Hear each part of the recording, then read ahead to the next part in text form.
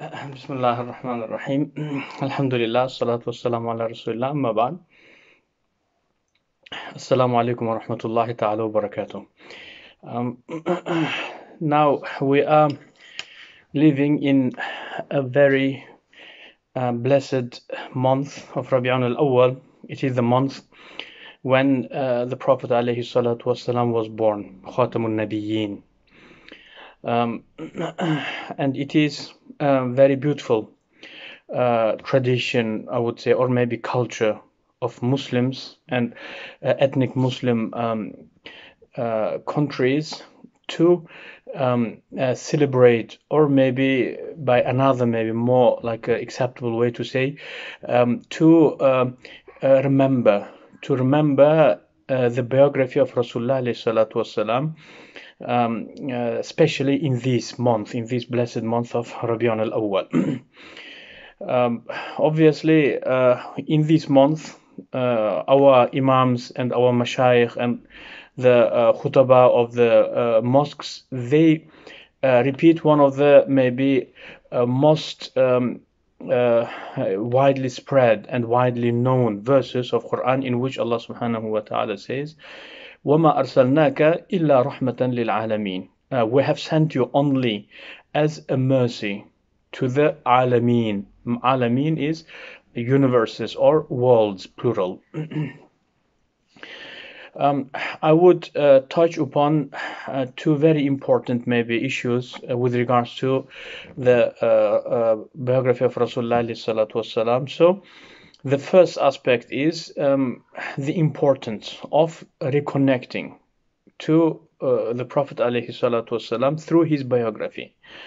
What exactly do we aim to learn, or why do we read through the biography of the Prophet alayhi salatu wasalam? So there are many benefits, and I would just list few of them.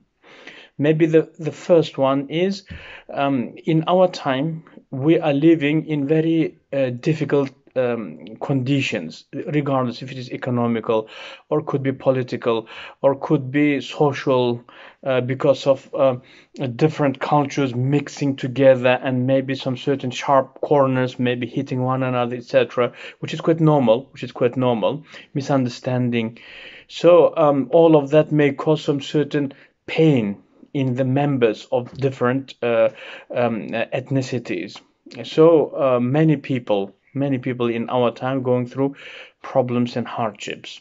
So by reading and contemplating over the biography of the Prophet ﷺ, we learn the patience, because we, each of us, we did feel this type of thing, in which we say, when we are in the problem, in some type of problem, we think that I'm the one who is going through the hardest time, and everyone else, even though they have problems, but lesser than ours. No, it's not that.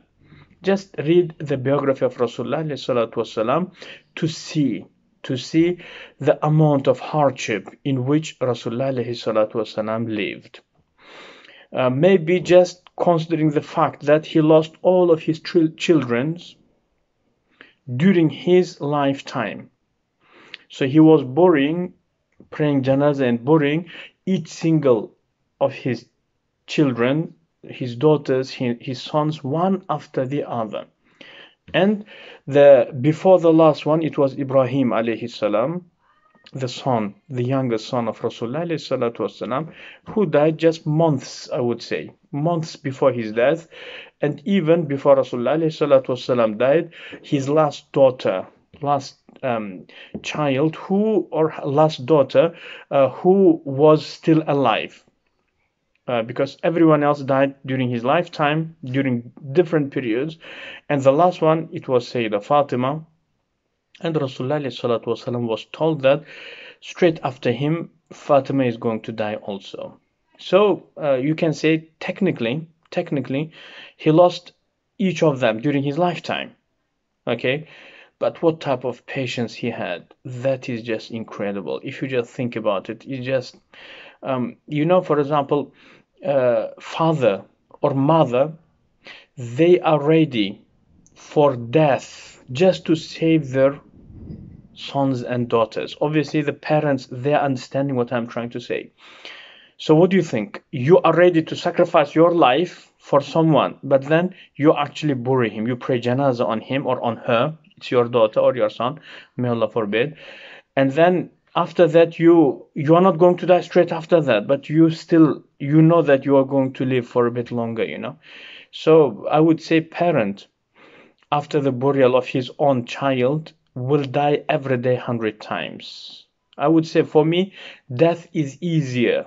Your own death is peace. It's peace, actually, than the death of your child. So, because death of your child will cause thousands of deaths for you on daily basis. And Rasulullah did have that. Yeah. Or another thing, his relatives. Okay, one after the other being killed, martyred, Hamza, Emir Hamza. So each of them, one after the other being killed. Jafar Tayyar. Rasulullah said about Jafar, you are the person who look like me or my identical twin in both of physical and um, uh, psychological level. Rasulullah says that to Jafar al-Tayyar, and he also dies. And what do you think about Zayd ibn al-Haritha? Okay, so dying, okay, being killed. To remind you, if you remember, both of them, Jafar, the most beloved cousin of Rasulullah and Zayd ibn al-Haritha, the adopted son of Rasul, both of them have been killed within the same day. So I would say that is very, very tough life. That is very tough life. And Rasulullah did live that. Okay, if you remember the day in which revelation came down, Rasulullah understood the depth, or you can say the duty of the mission on its full depth or in its full dimensions. So he stood up and he said, "La rahata ba'da al-yawm." So from today on, there is no any resting. Means it's continuous struggle to spread the message. And the day in which Rasulullah was dying, if you remember, Sayyidah Fatima came and started crying. Yeah, oh my father, dear my father, started crying.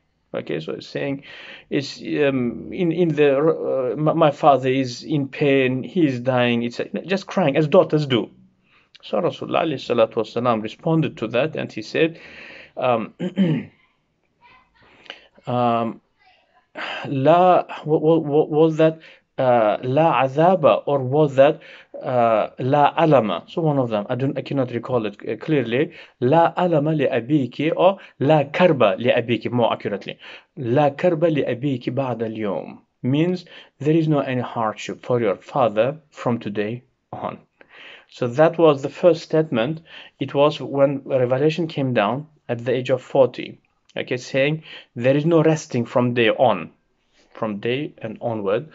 And then after 23 or 25 years, said that is the last day in which your father is struggling. From today and on, there is no any hardship for your father. So that is 23 or 25 years of hard work, pains, losing the children, one after the other, losing the beloved friends, beloved relatives, okay, and then being humiliated, being beaten, insulted, slandered, so many things. Okay, so I would say 23 years or 25 years, two different narrations, 25 years of continuous, endless amount of tests, pains, illnesses, and hardships. Okay, yeah. So I would say the people in our time, by reading the biography of Rasulullah والسلام, they should contemplate all of that. It's definitely everyone in our time is going through some certain hardship: physical, medical, mental, economical, financial, social, different types of cultural. Okay, but just read through the biography of Rasulullah والسلام, so that your hardship becomes just little in comparison to what our beloved Prophet has received. In one of the narrations, Rasulullah والسلام, says, أشد الناس بلاء الأنبياء ثم الأمثل فالأمثل means the people who are getting tested, who are going to be tested in this dunya. So they are the prophets and the ones who are closer to them, and then the ones who are closer to the second generation. Understand? So more noble you are, more knowledgeable you are, and more purer you are, so you will be close to the behavior of Rasulullah alayhi salatu wasalam. So your test is going to be according to that. Okay, yes, so that's why maybe that is one of the things, one of the benefits of studying the biography of Rasulullah alayhi salatu wasalam. And the other one, again, very, very, I would say, important in our time, it is how to raise the children and what type of relationship that we should have with our family members and with our children. Just read the biography of Rasulullah alayhi salatu wasalam to learn. Okay, unfortunately, for some reason, I don't know what's the main cause of that. The people who are more involved into the religion, Namazi people who attend the prayers 5 times a day. So, as you can say, deeply involved into the religion, that you can say not. I'm trying to choose some soft word. More. Or less lenient we are with our children and our family members. In fact, some of us religious people are very harsh, criticizing our wives and our children so harshly, and maybe beating up and etc. So I don't know why is that. So isn't it opposite around how it should be? Okay, so more religious you are, more gentle, more genuine, more softer you are, especially more closer you are with your family members. Isn't it that Rasulullah says, خيركم, the best among you, خيركم لأهلي, the ones who are best for their family members. Okay, well, because just to understand the hadith, because in front of the people, it is very easy, because with the people, maximum time you are going to spend half an hour. In half an hour, it's very easy to act as Jesus.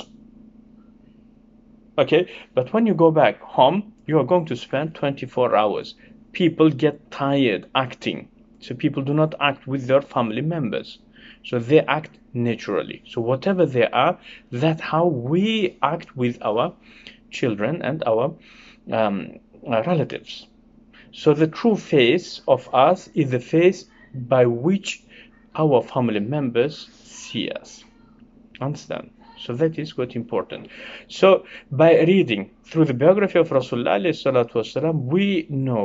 we know how to act with our family members. I'm going to just give you a few examples. Okay, so for example, do you remember the story in which obviously Rasulullah used to travel a lot? Okay, and he would take his wife. So Sayyidah Aisha once, she says, Sayyidah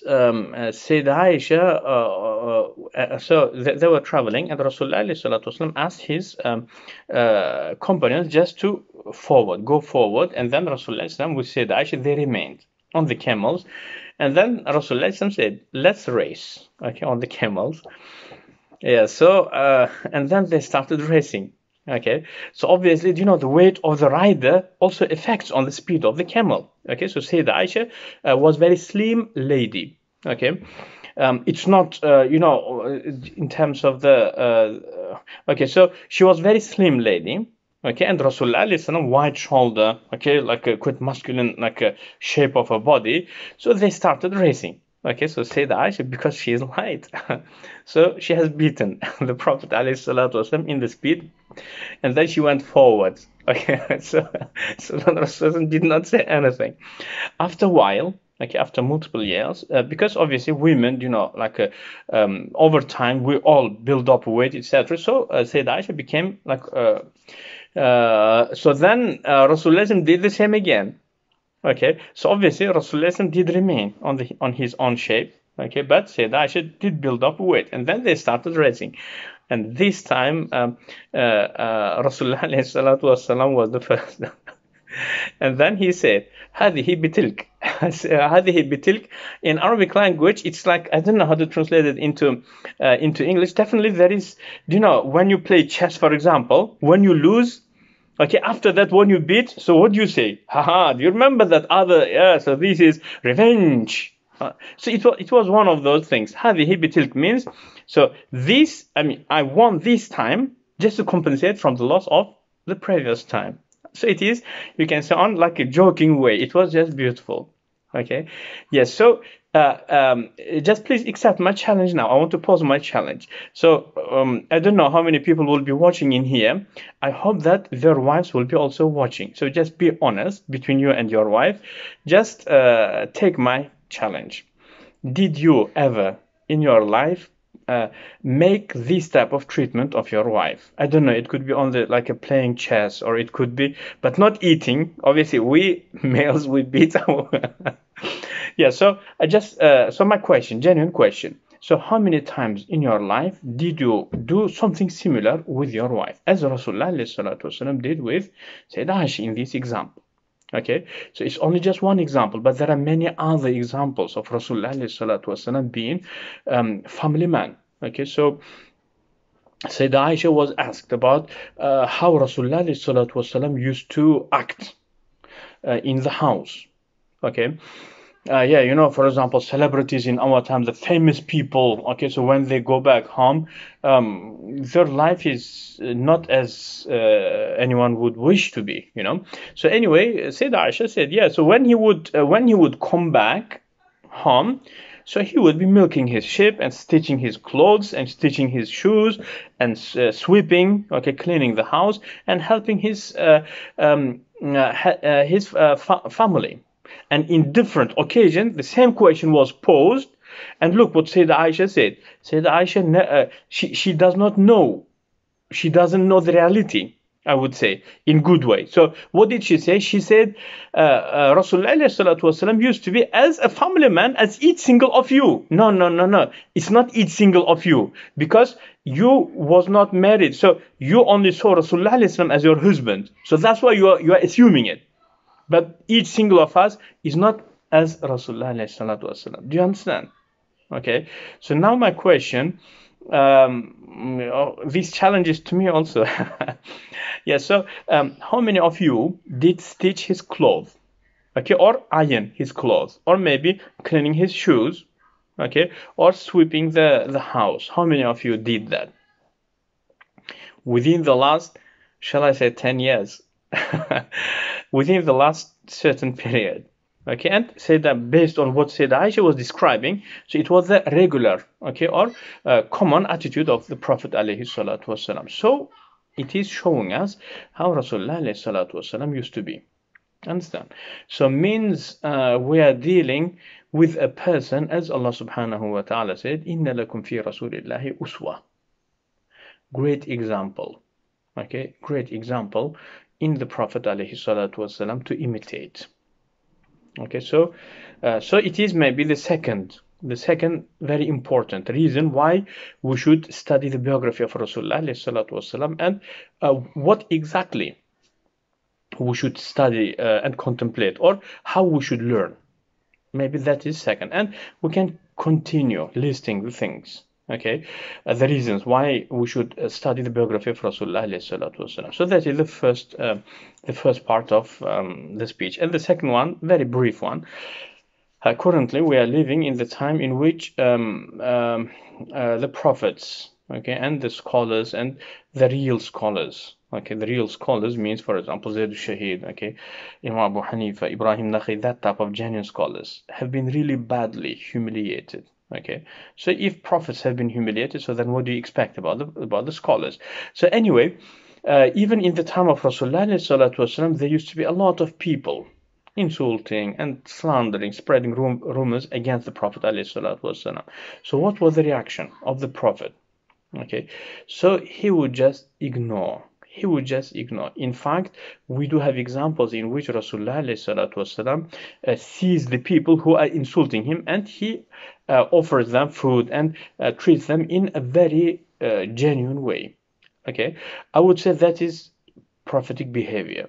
Okay, because if we will be reacting negatively, so means we are confirming that the Prophet was like that, and also we are like that, as they are describing. Understand? So, for example, in one of the occasions, because, for example, the meaning of Muhammad in Arabic language means a lot praisable, very praisable person, Muhammad. Okay, but then even the enemies of the Prophet, even his name, they couldn't, out of envy, they couldn't bear even his name, so they called him Mudammam. So till today, satanic minded people, they cannot even accept the names of the people, so they even, do you understand? So they called him Muzammam, and they started spreading lies and poems insulting him about all sorts of things.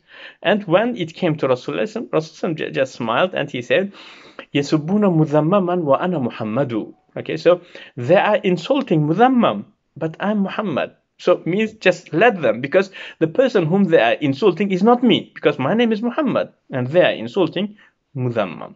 Understand? So the same thing, for example, now pictures, in the picture this person is killing or immoral behavior, it's not our Prophet. So they are insulting a person on that picture, and that, I don't know whose picture is that. Maybe it is a picture of their fathers, I don't know, maybe because that what they saw, so they're comparing it to, I don't know. It could be anyone, okay? But that's not our Prophet. Our Prophet is different. So let's relax. Let's not be emotional about these type of things. Okay, and thank you very much. And I hope that much, inshallah, is enough. And I want to thank the brothers and the organizers of this event in UK Islamic Mission. Yeah, and I have been working with them very closely, and I do know this organization. They are very active. They are very active and very professional in spreading the message of Islam, but not on emotional basis, but on academic and very professional way. So I would ask Allah to help this organization and to forgive them and us for all of our shortcomings, and may Allah bless them and bless us also. And thank you very much. Jazakumullah khairan. Thank you.